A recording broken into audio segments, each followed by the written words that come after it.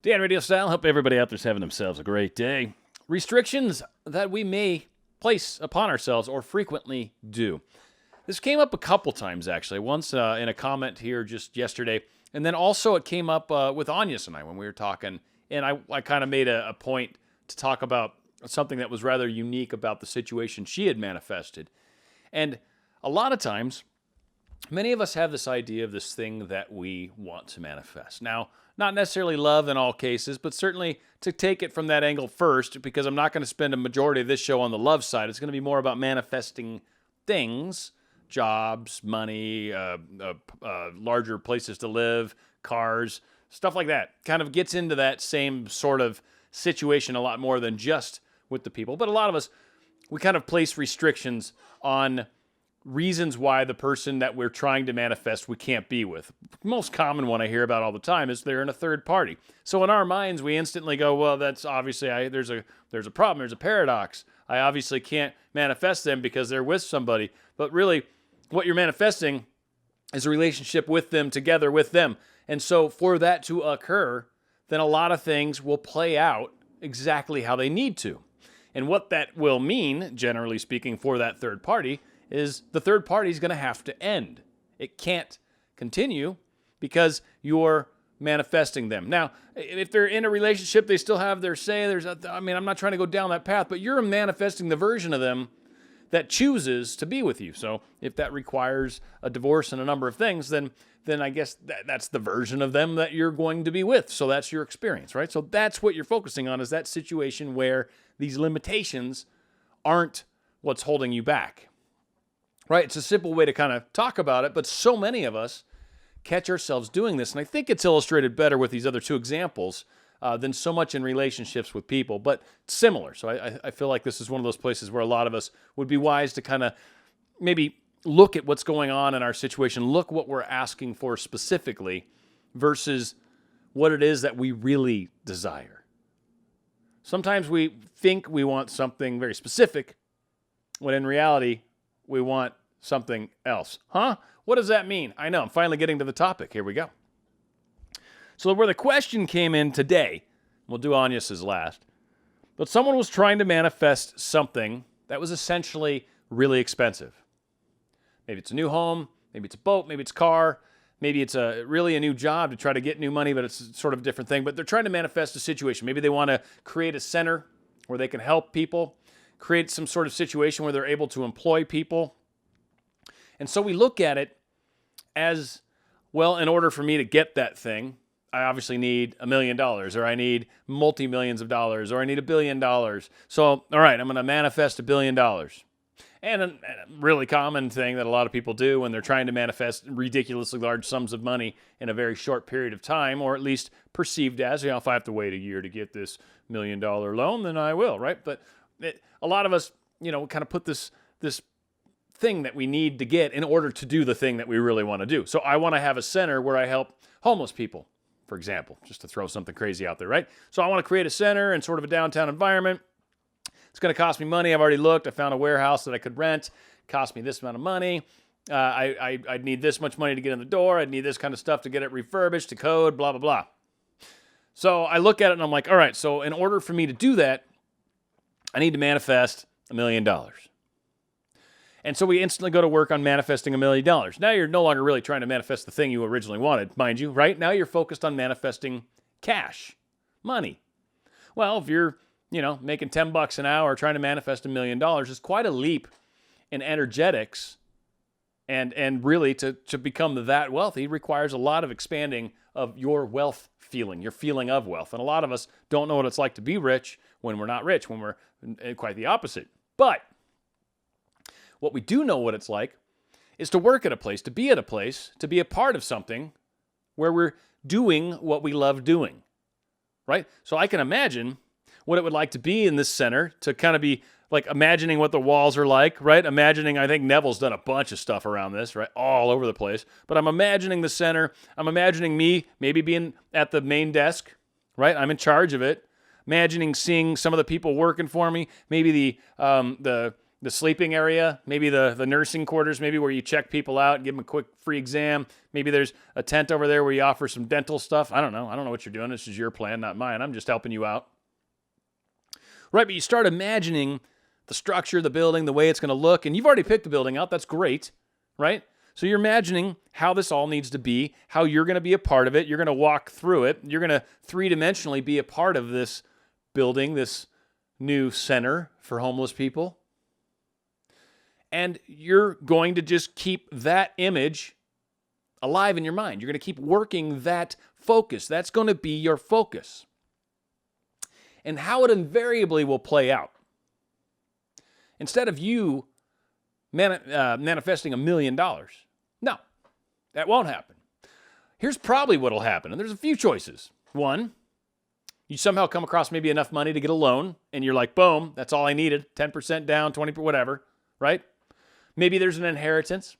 Maybe you meet somebody that actually has a building already and is doing something very similar, or is wondering what they could do, or you just meet somebody that has similar interests, they happen to have money, or you do some sort of GoFundMe, some sort of thing starts to happen. Doors will start to open. Ideas will present themselves. But when you look at the thing that you're trying to manifest and you go, but in order to have that, this has to happen. All right, let's focus on that. Well, when you just focus on this thing that has to happen, not related to the big picture, well, now you're just manifesting this really, this thing, this small piece. And that is not necessarily the big thing. And to get to the big thing, you don't necessarily need that particular little thing that you're focused on. That's your thoughts right now, your maybe limiting beliefs, your this is the only way I know how it happens. Trust me, universe will come up with amazingly interesting ways to give you what you want.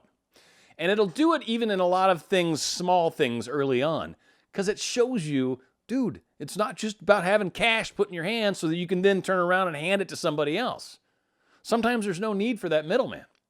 Sometimes it's, what is the thing that you're trying to create? All right, how about I just give you that? Oh, well, I didn't even think about that. I thought I had to have money to buy it. No, you just want the thing, right? If someone walks up to you and hands you that thing, is that sufficient? Or do you feel like you have to buy it? Well, I guess a free one would work just fine. That's always in my price range. I like free. Free's good. Or at least maybe a friend paying a favor to me, or maybe someone that's like, hey, can you help me with something? And then I get to provide my service, still experience my dream, and be a part of it. And going back to kind of the feeling about it, again, it's easier to imagine what it's like to be a part of something you're very interested in, rather than trying to imagine what would it feel like to be a millionaire. Now, sure, if you manifested $1 million, maybe you would buy that. Maybe you wouldn't. Maybe you'd do a lot of other things with the money. Our higher selves kind of know us better than we sometimes realize. So sometimes that's part of the problem. You're like, I want $1 million so I can do this. And your higher self's like, dude, if I gave you $1,000, you would blow it on clothes. You would go buy that new Gucci purse. Please, please. No, this is how it needs to happen. You need to do it. If you want to do it this way. Focus on the thing and watch what happens. I'll start opening doors for you. You'll be like, oh my God, I didn't even think I'd ever meet a person that happened to know this other person that, right, owns all this property that they needed a property manager for. Like, any number of things can happen.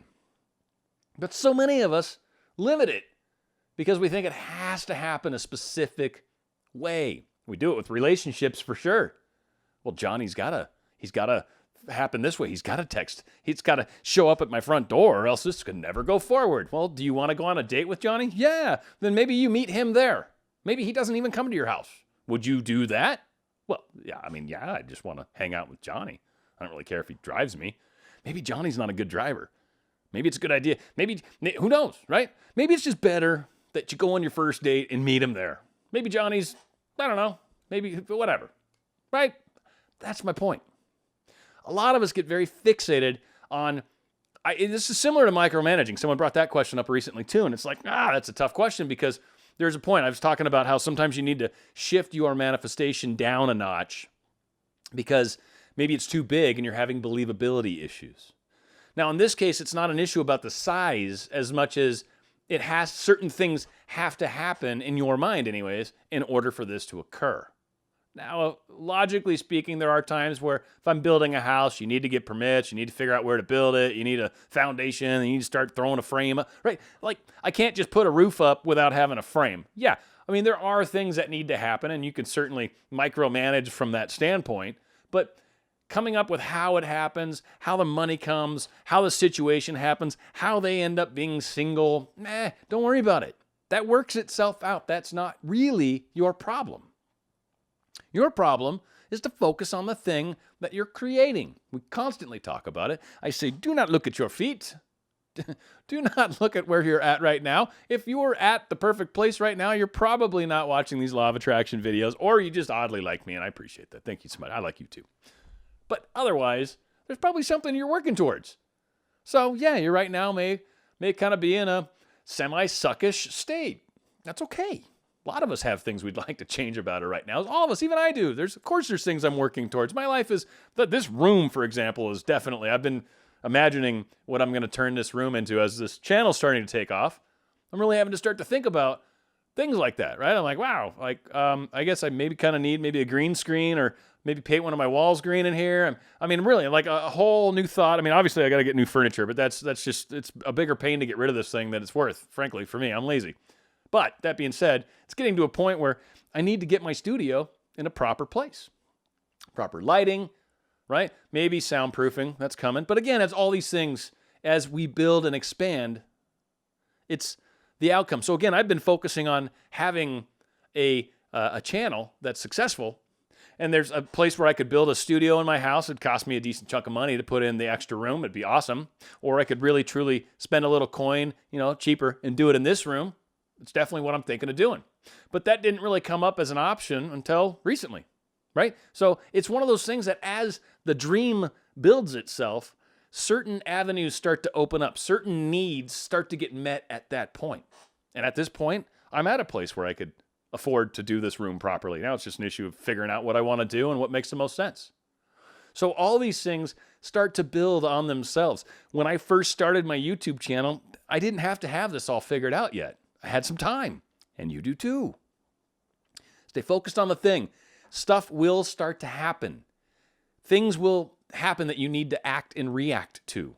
It's part of the process. You need to be open to what's available. Personally, in my opinion, that's my favorite part of manifesting, is not necessarily like the imagining and then finally getting it. It's really not. My favorite part is watching the doors open. I know some weird thing's going to pop up that I need to, like, just from, I'll feel it usually. Like, I'll just start having a conversation with someone about something, but it happens to be exactly what I needed to get their help on my next part of my adventure. Or maybe I meet just the right person because I happen to be in just the right place at the right time. Who knows? Someone contacts me out of the blue. Someone says something weird that's coincidental, and it reminds me of something else, and it goes, oh my God, I got to get that concentrate and worked on. Let me look that up. Let me go to Amazon. Let me get one of those. In fact, just ordered a new webcam because this thing's a piece of crap and it's been annoying me and they're stupid cheap. So I finally ordered one, right? It's just one of those things where, do it. So I did.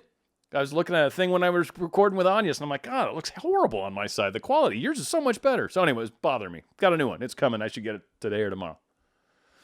So that's what it happens. That's how we build it. So don't get so focused on, well, this needs to happen. I got it. I got you. That will happen. That breakup will occur. That whatever's gotta happen. It has to. That's the only way this works out, right? So you're imagining where that is all resolved. All those issues are ironed out. Now, the one that caught me with Anya's, and this is a quick example, and then we'll cut it out. So she was, when we were recording, she was sitting outside at her friend's place in Sydney. She's down in Sydney right now. She's going to be out there for, I don't know, a couple, 3-4 weeks, whatever the heck. And it's, it's beautiful, it's gorgeous, all that, right? But normally when she travels, she would get an Airbnb, right? And that costs money, no big deal. She's making great money. She's very successful right now. Anya is a rock star. She really is, basically. But what was really cool is instead of manifesting cash to stay in this particular place, she has a friend that has a really nice house that has a cat that needs to be sat. I don't know. You shouldn't sit on a cat, though. It's not nice. They don't like it. They get all very, very upset about it. But cat needed to be taken care of. Anya likes the cat. Got the place to stay. Boom. Bada boom, bada bing. I think there's some, whatever. There's a commercial that talks about that. But that being said, yeah, it's like a $200 a night, maybe $150. I don't know what prices are in Sydney. Here, for sure, it'd be way the hell more than that. Probably $300 a night kind of place. She's staying there for like 14 days, right? 2 weeks, $200 a night. That's $2,800. She manifested essentially $2,800. She didn't manifest it into the palm of her hand so she could then in turn say, here, friend, thank you. But her friend had a need, cat sit. Anya's had a need, place to stay. Boom. There you go. You manifested what you wanted, a place to stay. You didn't need the money. You didn't have to manifest $2,800. No. In fact, if she tried to do that, probably wouldn't have worked out the same way. She ultimately needed a place to stay. Boom. It opened up. Place to stay. Oh, coincidentally, all I got to do is watch your cat. Awesome. I love your cat. That's a win-win. I got a buddy and a friend and a place to stay. Oh, dude, does this get any better? Oh, wait, your fridge is full too? Oh, my goodness gracious. Things can be way more than we imagined. That's why when we set those limitations, it's because we don't understand what it can be. And like I said, that's the fun part of this whole manifesting thing is not, I got what I wanted, or I felt it felt great. No, my God, it's the in-between stuff for me is where the fun's at. Because things open up, stuff happens, and it's like amazing how things sometimes unfold. It's amazing how you meet certain people. It's amazing how this has happened. I pulled up to lights, the windows are down, something weird's on the radio, and the dude next to me like honks his horn and says, it's like my favorite band, dude, right? Like, no way, man, you rock. Like, not that they necessarily did anything, but you can start conversations in some of the most random places, and sometimes it's like, dude, you got a good voice. You want to, right? It's not how it's going to play out, but it could. Right? You should be my MC, right? Or whatever. I don't know, just follow the guy around and just talking to him. Hey, he's stepping, it's like golf, right? He's stepping up to the car. He's opening the door. And that's it. We just got like a webcam that's watching this guy live. I don't know. I'd be his MC if he paid me, right? It'd be boring as hell. Whatever. My point is, things are larger than we often realize. And sometimes it's the magic that shows up in our lives and how it unfolds more so than the fact that it unfolded. It's like, well, yeah, I knew it would unfold. I had no idea it would happen like this. That was cool. That was fun to watch. So open. Don't close your doors. Open your doors. Open your possibilities. Open up to what could be. It's something you want, a person. I mean, this does work for specific people, but for manifesting stuff, for sure, it helps when we're like, okay, but I still want it. I know, I got it. Somehow, this has to be paid for. That's where you tell your mind, all right, this has to be paid for. So that's part of it. Obviously, for me to have this is somehow being paid for. Either I'm paying for it, either a group of us are paying for it, either I get some sort of loan to pay for it, either I get some sort of weird funding from the government to help open up a homeless center and that helps pay for it. I don't know. But something's going to present itself, and when it does, I'm going to pounce all over it like a cat on a prey, right? Like a cat on a moth. I don't know. I don't have a cat. I don't know why I'm stuck on cat. Oh, because Anya. So this is Anya's story. It's her fault. It's always Anya's fault when it comes to me talking about cats. Or when I side salad, as she would say. So hopefully this helps kind of open up your mind a little bit to what can be, and certainly help you get a little focus on where we sometimes catch ourselves saying, I can't do that because, or, I shouldn't because, or, I need to do this first. No, let that kind of get worked out on its own. That's one of the stepping stones that needs to happen. It's kind of like dating, trying to get in a relationship with someone. Don't be worried about, I'm going to get him to text me, right? Don't worry about that. He will text you. Like, the communication has to happen. But at the same side, you're manifesting trying to be with someone, and he hasn't texted you, but you happen to show up in some place, or he pulls in behind you in the car. This is to a friend that just made a comment recently. You know who you are. I won't say it. Anyway, but you do that, and then all of a sudden you're wanting to drive away. No, you just manifested what it is. Here's your possibility. I don't care if you're scared. Suck it up. This is your chance. Boom. Suck it up if you're scared. If you're nervous, you definitely have to do it for sure. That's how you know you got to do it, because you're nervous about it. I've been nervous many a time. I've been nervous having to approach people. Oh my God, having to walk up to a lady when she's amongst all of her girlfriends and even try to approach them in some sort of way and not look desperate, or, all the things. You got to be like confident. You're like, hey, of course you want to be with me. Do you want to bail from your friends and come with me? All right, cool. I figured you would. Right? Like, I mean, you just got to walk up and be all cool. And then they're like, my God, he was like so confident and so funny and blah, blah, blah. And inside, we're a mess. Or like they say, another duck on the pond, right? Everything's calm and smooth up top. Everything looks great. Ducks all like, whack. But underneath, the little feet are like going a mile a minute. It's crazy. So like a duck on a pond. Everything looks good up top, but underneath, oh my God. Yeah, there's a little bit of crazy going on. It's part of the fun. It's why some of us that perform on stage and stuff do it. It's that crazy. It's that live. It's that live life. Enjoy it. It's not on your phone, I promise you. It's out talking with people. It's good times.